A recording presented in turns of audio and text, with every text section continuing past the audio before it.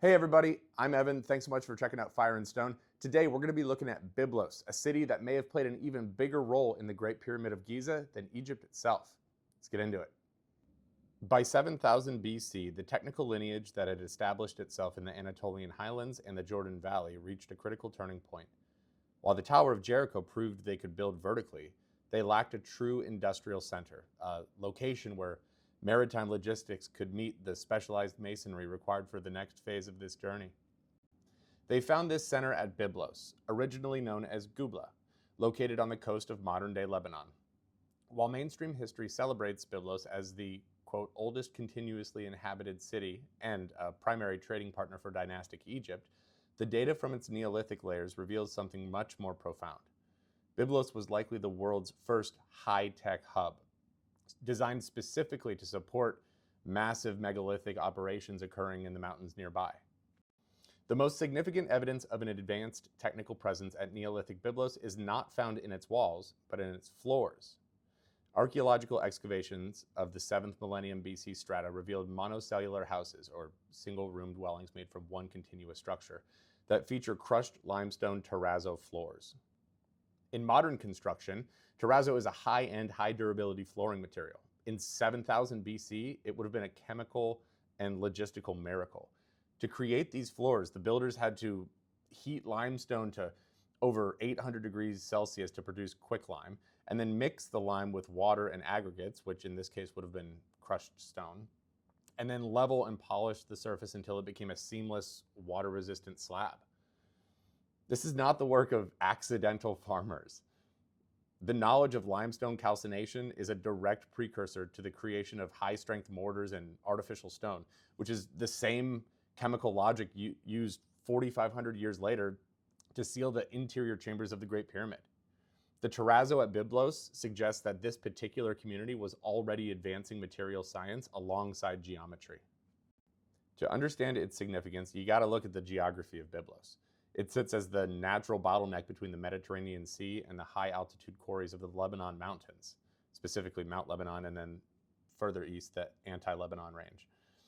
Byblos provided a maritime interface of sorts, allowing for the import of things like obsidian and timber and copper from the north in Anatolia and Cyprus areas, and the eventual export of technology to the south, specifically Egypt.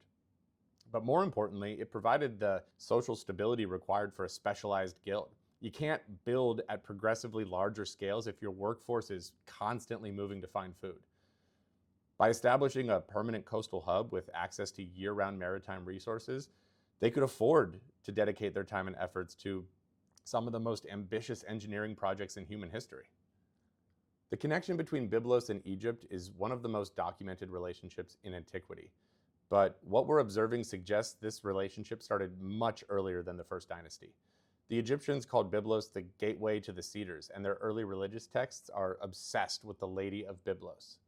The 4th Dynasty royal family had exclusive trade agreements with Byblos, which we know of because of the Byblos ships mentioned in Old Kingdom records.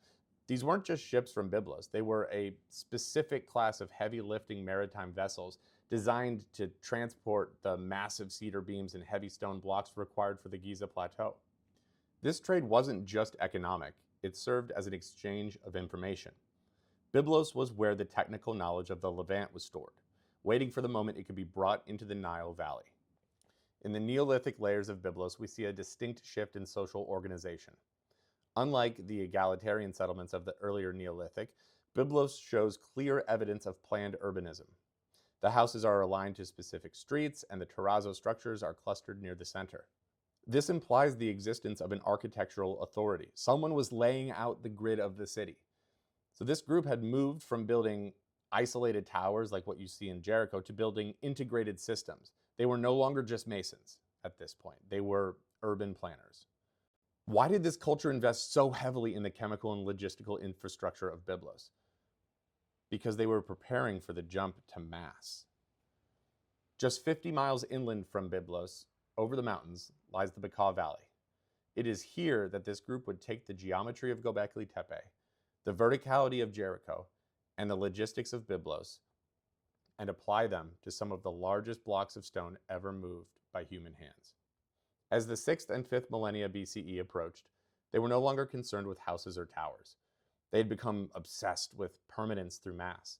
They realized that to preserve their knowledge through the ages, they needed a foundation that could withstand anything, not just fire and water, but time itself. Next time, we head into the mountains to examine Baalbek. We'll be looking at the trilithon stones, 3 800-ton limestone blocks lifted 20 feet into the air. We'll analyze the PSI of wood, the failure of Roman logistics, and the evidence of prehistoric weathering that strongly suggests that these stones were already ancient by the time the first Roman soldier arrived in the Levant. And finally, do us both a favor, hit that subscribe button. We're gonna have a lot of fun here.